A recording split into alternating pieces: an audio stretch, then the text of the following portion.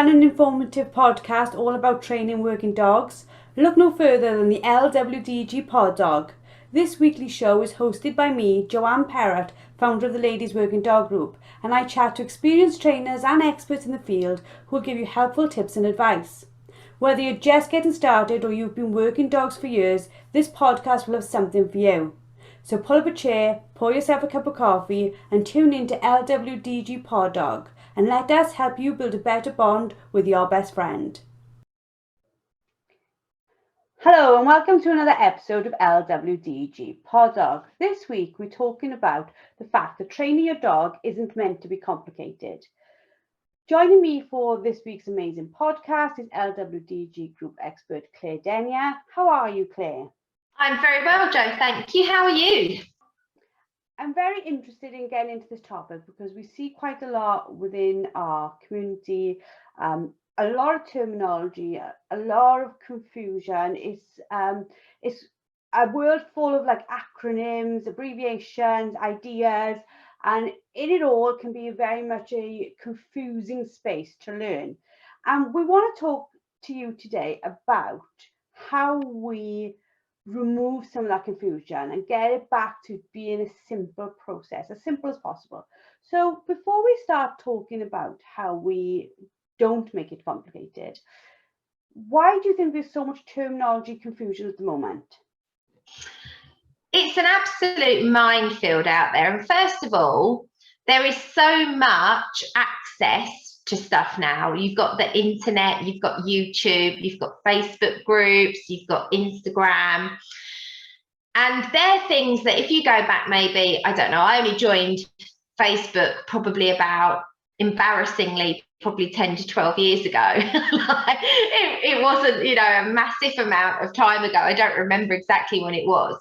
But before I was on Facebook and before YouTube was a really big thing, or I really started to acknowledge it, you really had to dig deep, read books, go on courses to learn about stuff. But now there's so much access to so much information, which on one hand is really, really good. But on the other hand, when you've in the dog training community, and Jo, I really hate labels. I'm a real stickler for, I dislike labels. I just train dogs and people. That's I coach people and I train dogs. That's what I do. But there are so many camps, let's say, with different beliefs and different ideals on training dogs. So they're all throwing out a lot of terminology and a lot of training methods and a lot of words that your average dog owner probably hasn't got any idea what those things mean. And some of them actually mean multiple things. So we can touch on that today. But some of them actually do mean multiple things depending on who you're speaking to. So it's no wonder that people have got confused about how to train their dog. I absolutely agree with you. And, I've been on Facebook probably, probably the same length as you, if not, but I think 2008, if I go back on my profile pictures, was my first dodgy profile picture. But like you said, when you first started, you were just like seeing what your friends did and things like that. And literally over the last sort of decade, 15 years, whatever it is, decade, I think is enough to say, there is this explosion of information, and it can be so overwhelming. It can be paralyzing, can't it? Yeah, it is. It can be very overwhelming, and it can be very difficult it can be difficult for dog trainers to agree on it, let alone dog owners to understand it. If we just briefly touch on, for instance, the 4 quadrants, we're not going to really talk about them today, but if you look at just the terminology of positive, some trainers use the term positive to mean being rewarding and being very good and, nothing negative. Whereas in the definition of the quadrants, positive means to add something. So that could be adding something positive or negative. So if your dog trainers are talking and using terminology that could technically mean 2 things, no wonder that the community of dog owners is getting confused by that kind of thing. I have probably had the quadrant explained to me many times, and it's one of those things that I find 1 minute I go, oh, I get it, I've got it, sussed, and then a month or two later somebody mentions it, and I'm like, oh, what is it again?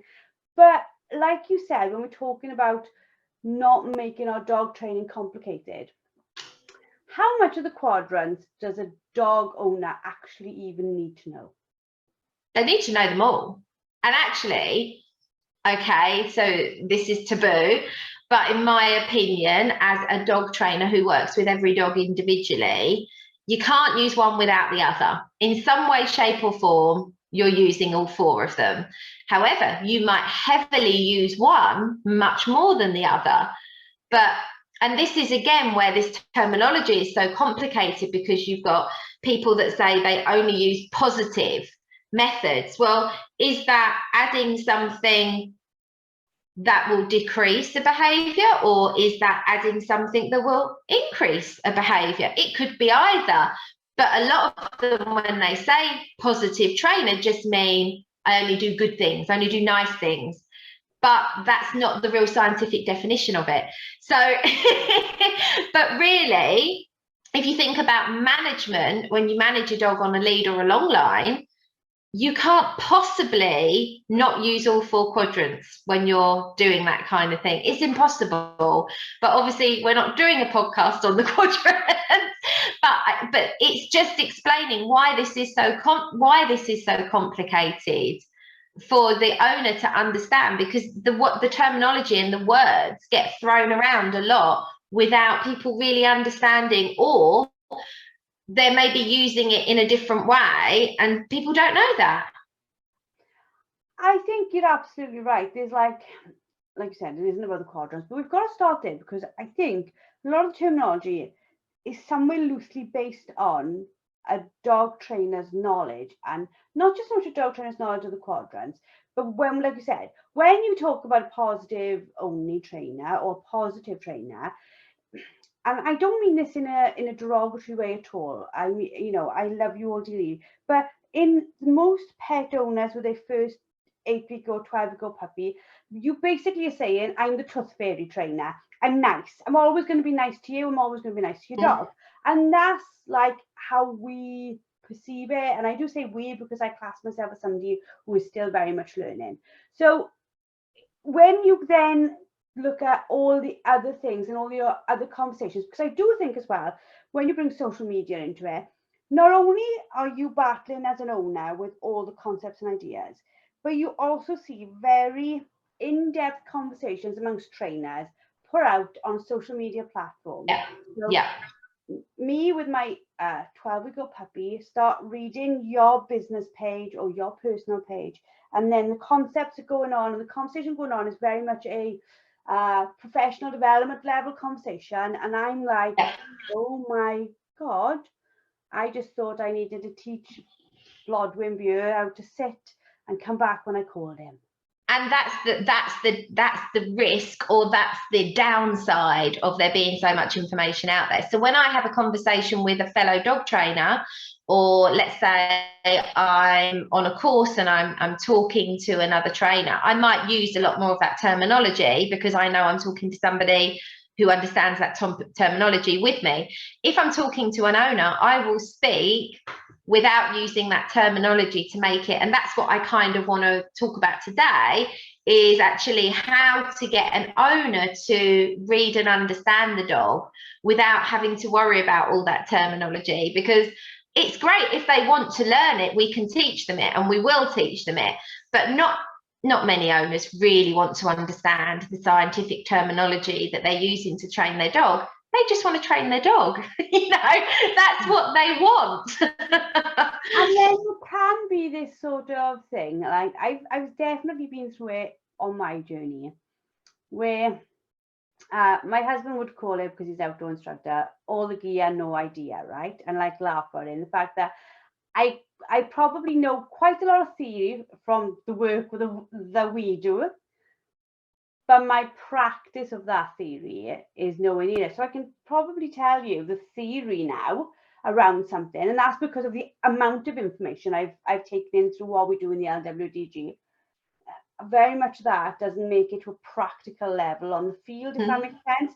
So then there's this like this break of my head has got all this information and I'm like, well, I should be doing this and I shouldn't be doing that, and I should be doing this and I shouldn't be doing that, and I do need to do that and I mustn't do that, and all this thing. And then I get outside and I'm doing something with Ella or Rex and I'm like, oh, that's so much stuff to think about. I can't even. But when you're doing it, when you're in that situation, Joe, I bet you're not standing there going, now, is this a primary reinforcer or is this a secondary reinforcer? Am I using classical conditioning or am I using operant conditioning? Am I using positive reinforcement or am I using negative punishment? There's just no way an owner is going to stand in the middle of a field and train their dog and think like that. So it's actually not beneficial for the owner if the trainer talks to them in that terminology, because it goes over the head. And actually what the well, for me, my role is to help the owner understand their dog, the process of how their dog learns, how to get their timing right, so when to interrupt a behaviour, how to lure, how to teach the dog something new, and how to proof that training, and what to do when it goes wrong. So I'm not going to stand there going, well, now you're going to use operant conditioning, because the owner's not going to go home and retain that information and probably doesn't want to know. They just want to know how to get their dog to walk on a loose lead, or how to get the dog to recall back from a distraction, or how to do a nice retrieve. So let's make this real for owners. Let's educate owners on how they can understand their dog and learn how the dog learns. It's a little bit like learning to drive, isn't it? When you're learning to drive, you don't need to know how the engine is working. You just need to know how to drive. And once you've got the basics of that, and you understand that enough that it's a little bit of a natural behavior for you to go through those things, then you can find out, well, when I move the gear stick, what's actually happening in the gearbox, because you're building up your levels of knowledge. Yes, absolutely that. Yeah, absolutely. So yes, and what usually happens is, as the owner understands more, they want to learn more. As they achieve more, their goals might become greater. They might start to move their own goalposts on what they want to achieve with their dog. And to do that, they will have to learn more. And that's basically how it happens, isn't it? But there's no point me standing on the field with a first-time dog owner and spouting all this terminology that they don't understand, or perhaps they've misinterpreted it on YouTube, or they've heard somebody else talk about it on a Facebook group, and they're standing there thinking, I just don't get it. So let's make this as simple for owners to understand as we possibly can. Because if we keep it simple, we keep it fun, and I think fun is a very much an important part of everything. And I don't mean fun in like, woo, we're in Disney, let's go mad. I mean just enjoyment of what you're doing, because for most of us, I think even for trainers when it's a professional thing, most of us go out and train our dogs for enjoyment. And if there is no enjoyment in it, you're never going to do an incredible job of training anything. Yeah, exactly. Set your goals depending on your level of experience and your ability, and as your experience and ability grow, increase your goals. It's that simple. I mean, so if I take a really, really simple one, and this question comes up a lot on the Ladies Working Dog Group Society, our membership page. So it's a little bit of an example that I'm going to use about how people can start to think about what their dogs are learning. So if we always try and keep in mind that our dogs learn that a behaviour that they're recurring brings about an outcome or a consequence, so a reward or a consequence. A consequence can be good or bad, but it needs to be within a very short amount of time. It's why we have to be very careful about our timing when rewarding the dog, because you don't want to inadvertently be rewarding the dog for a behaviour you don't want. So for an example, let's just say that your dog whines for attention, okay? and you give the dog attention within a couple of seconds of the dog whining or pawing at you, let's say, without a doubt, most people, when they actually thought about it, would go, oh yeah, I just rewarded that behaviour. You know, the dog whined, the dog pawed at me for attention, I turned around. And okay, you might not have given it good attention. Maybe you touched the dog and said, no, not yet. But the dog doesn't understand no, not yet. So as far as the dog's concerned, you've just rewarded that behaviour. I wanted your attention, you gave me that attention. So if you take on that the dog whines for attention, and then the dog doesn't receive that attention and is quiet for a period of time, let's just say, for argument's sake, a couple of seconds, okay? No, sorry, a couple of minutes. And then you go over to the dog and you give them attention. Some people might say that you have rewarded the dog for being quiet in that moment. But what you're rewarding the dog for is whatever they're doing in that moment. So the dog might not necessarily understand that it was that you've said that you've not given attention and you wanted them to stop whining, but it might be the dog settles on the bed and you walk over to the dog and reward the dog there. Yes, they weren't whining, but the dog will perceive that they've been rewarded for whatever they're doing in that moment. They might not necessarily see it as, oh, I stopped whining, but they were settled on the bed. Does that make sense?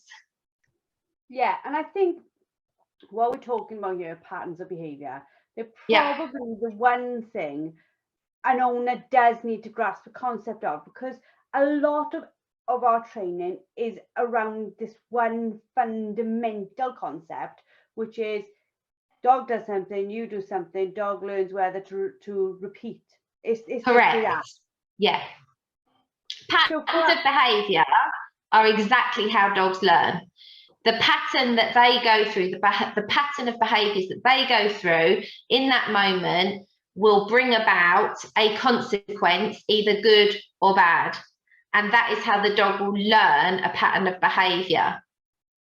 And to go back to our driving lesson thing, is that how we learn, isn't it? It's a pattern of behaviour. Well, if I don't push the clutch down, I'm not going to get the right gear. I'm probably going to stall, feel like an idiot. If I do it correctly, I change gear, there is no consequence of that other than I get to where I want to go and I feel better because I've done it correctly. So when we're trying to train a dog, I think we tend to, and it goes back to overcomplicating it, we make it more than it needs to be. They actually learn very much in the same way we learn. Mm-hmm. Yeah, absolutely. And this is why we say to people all the time, people say, how long should your training sessions be? How often should I train my dog for? All of that is really about training a technique or a skill set.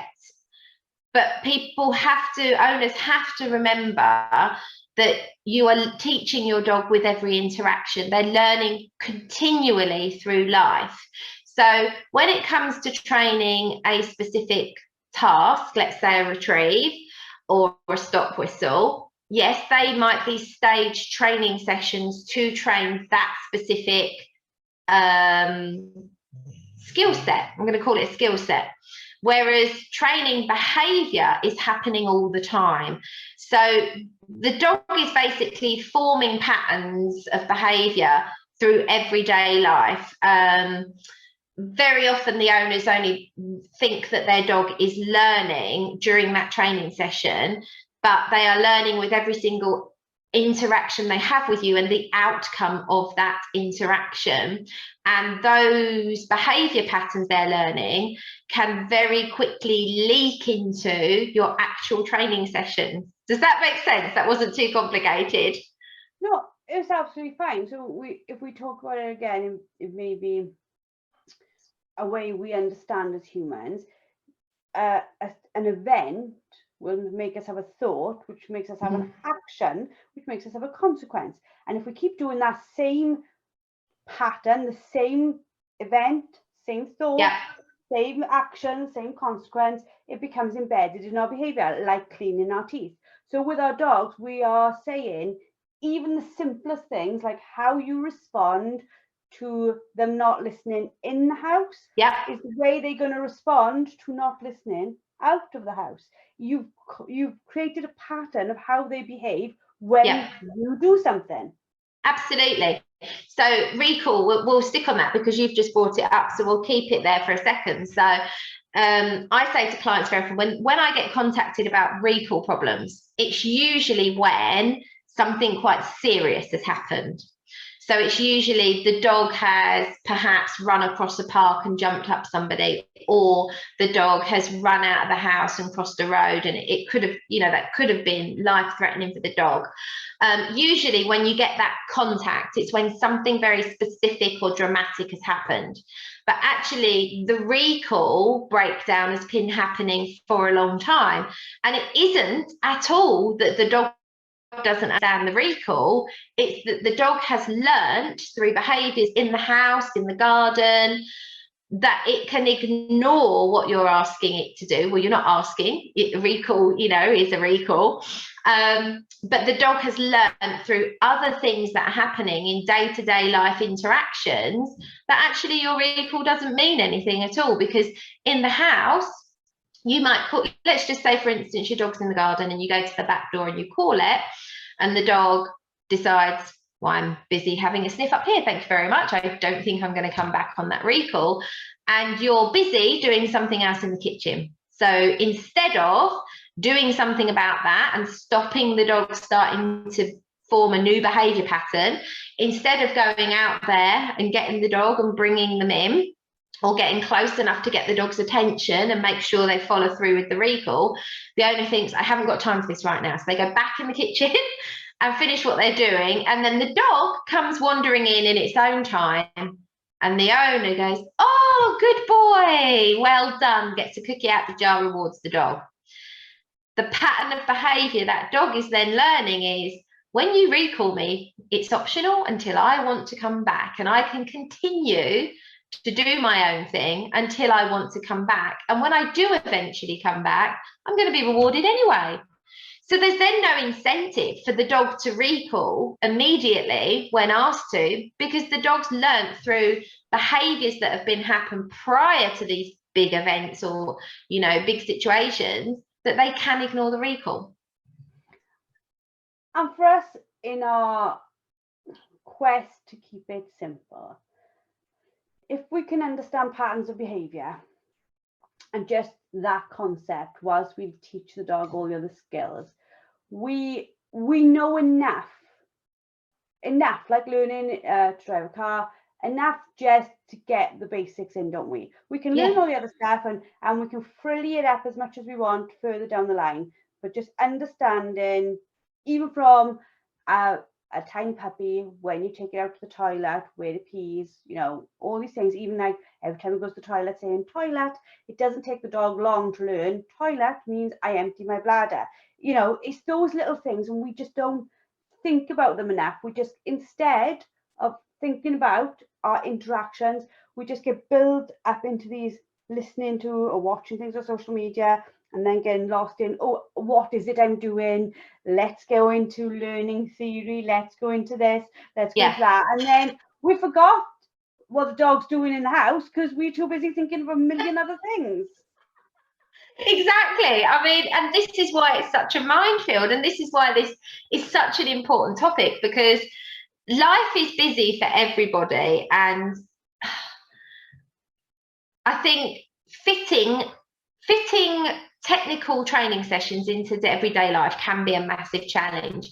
But if most owners kept it at the front of their mind that their dog is learning continually, they'd realise they maybe don't need to have these big, long, enduring training sessions out on the field. They don't have to fit such big sessions into everyday life because the dog is learning all the time. So make sure that what your dog is learning in the house, around the home, in between sessions, is supporting the training that you're doing, not doing it a disfavour. Because let's bear in mind, you know, if a dog finds something rewarding, whether the reward has come from us or whether the reward has come from the environment, the dog will do more of that behaviour. We know that that's how the dogs learn. And it's how we create a dog that repeats behaviours is because of the reward. But if the dog is making big mistakes and the environment is rewarding them, this massively goes against what we want. I think if you look at jumping up as another example, and I think we may have said this on another masterclass or podcast at some point, so I may be slightly repeating myself, but jumping up is one of the most common things that people struggle with. And it usually is started when the puppy is tiny, 8-9 weeks old, and visitors come round and they encourage the puppy to climb up their legs for attention. And then they wonder why dogs find it so rewarding to jump up people when I think of a Labrador that hits like 30 odd kilos, you know, and all of a sudden it's got muddy paws. It's not so nice for the person to have that size dog climbing up them with muddy paws as this 9-week-old puppy climbing up their legs for attention. But the dog was taught by our behaviour very early on, pattern of behaviour to get attention, climb up your legs. So then it becomes jumping. And a lot of people will read on the internet, so going back to that internet and all this information stuff, a lot of people will read things on the internet or listen to things where it says just ignore the bad behaviour, turn your back on the dog when it's jumping up you. At no point are you communicating to the dog that that jumping up behaviour is not acceptable. Ideally your dog wouldn't have learnt it, but let's just say it has and it's doing it. A lot of people turn their back and then the dog goes, oh, and it will try another trick in the book, which might be sitting. Okay, a lot of people teach their dogs sit for a treat. So the dog might have jumped up you might have turned around, the dog thinks, oh, I'll sit, and then the owner gets a treat out. The owner might think that they've just taught the dog, don't jump up me, sit for the treat. However, the dog might have interpreted that as, I want your attention. The last time I needed your attention, I jumped up you turned around, I sat my bum on the floor and you gave me a treat. There's a pattern of behaviour. The dog believes or could believe those patterns are all linked. Those behaviours are all together that got the end result. So at no point are we telling the dog, no, you can't do that piece. Does that help? Yeah, and for us as dog trainers, because I think we chatted about this the other day, everyone's got a dog, is a dog trainer, whether they're a professional dog trainer or just a owner / dog trainer. You are all dog trainers. Yeah. It's that understanding that when you are rewarding is essentially critical to the dog's pattern, because even, you know, you can talk about this more than I understand it, but dogs' patterns of behaviors will cross from one exercise to another one day. So I see it sometimes, like if a dog hears something rustle in your pocket, it will go through a lot of behaviors that it knows will get that food out. So it might be coming back on a recall or on a retrieve, and it hears you the rustle just before, you know, you've gone to sit, and they're like, oh, I'm sitting, I'm dropping it, this is a sit reward. You know, it'll try anything to get a reward. So if you're not consistent in your approach to this behavior and the pattern, you're going to cause confusion for you and the dog. Yes, absolutely. And I think the other thing to be mindful of as well is by creating patterns in everyday life and also in training with the dog, you can really mold your dog's behavior into what you want it to be. However, part of that is your part in that pattern. So for instance, having consistent body language, being consistent with commands, being consistent with the timing of the reward, being consistent with interrupting a behavior that you don't want. They're all part of it. It's not just about the dog's pattern of behavior, it's also our part and our pattern of behavior in making sure the dog is learning the right thing. But we can use patterns of behavior to help fearful and anxious dogs feel more confident, because if dogs understand the process and they understand what they need to do to get to the end result, then that can be very confidence building for an anxious or more nervous dog. And you can also change how a dog potentially feels about something through forming patterns of behaviour. That could be something in the environment, it could be how it feels about seeing other people or other dogs. So you can actually use patterns of behaviour and teach the dog to do things which will change how the dog views other things in life as well. So to start sort of wrapping the podcast out, we've talked obviously about us needing not at the right at the beginning to have all this terminology as professional dog trainers, trying not to introduce all this terminology at the beginning, but keeping it simple, so that the owner knows how to put in place boundaries, knows about consistency. You know, as a person, not a dog owner or dog trainer, as a person, I can understand if you are talking to me about clear boundaries. I understand from my understanding of English what that means. I understand what consistency means. I understand what patterns of behaviour mean. I understand what calm means. I understand what patience means. I know what praise means. You know, if you were talking to me with that type of terminology, I already know that terminology from life itself, from being a learner in life myself. So that type of terminology being used by a trainer, professional trainer, and by a owner, it takes away all the confusion at that level, so they can be better at teaching their own dogs. Absolutely. And I think the important thing to remember, and this is the real key for me, for building patterns of behaviour to maybe help with behaviour modification, or to train a skill set, or to teach the dog the right way to behave. Don't ignore the bad behaviour or unwanted behaviour. The dog has to have it communicated via some form of interruption or even a punishment. And of course, everybody knows when we say punishment, we don't mean abusive, we don't mean harsh, we don't mean cruel, we don't mean anything that will inflict pain on the dog.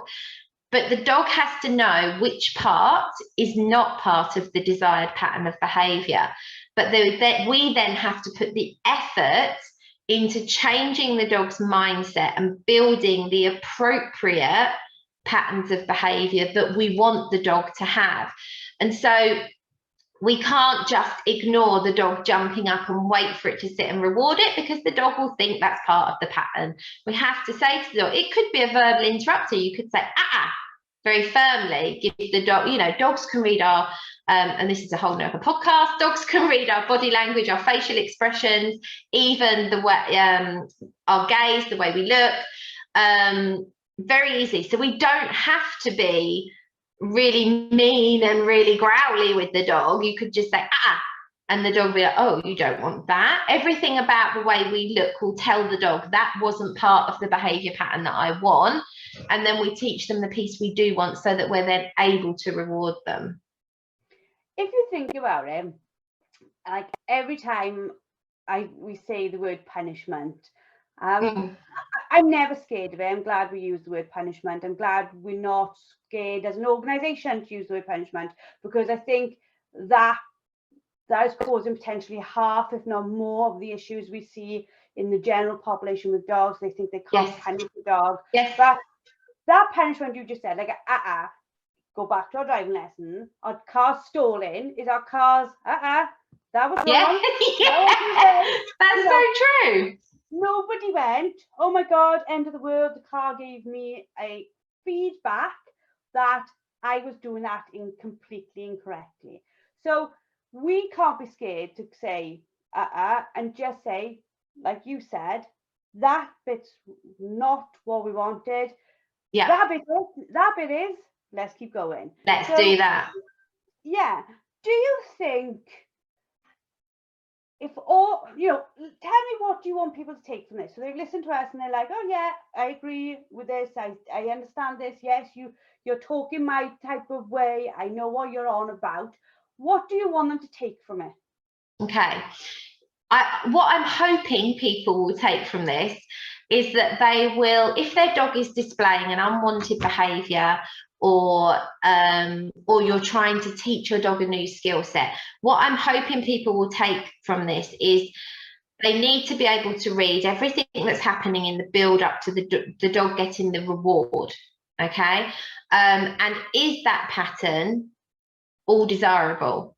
If not, it's breaking that cycle. You've got to break that cycle through interruption or correction or punishment or whatever you want to call it.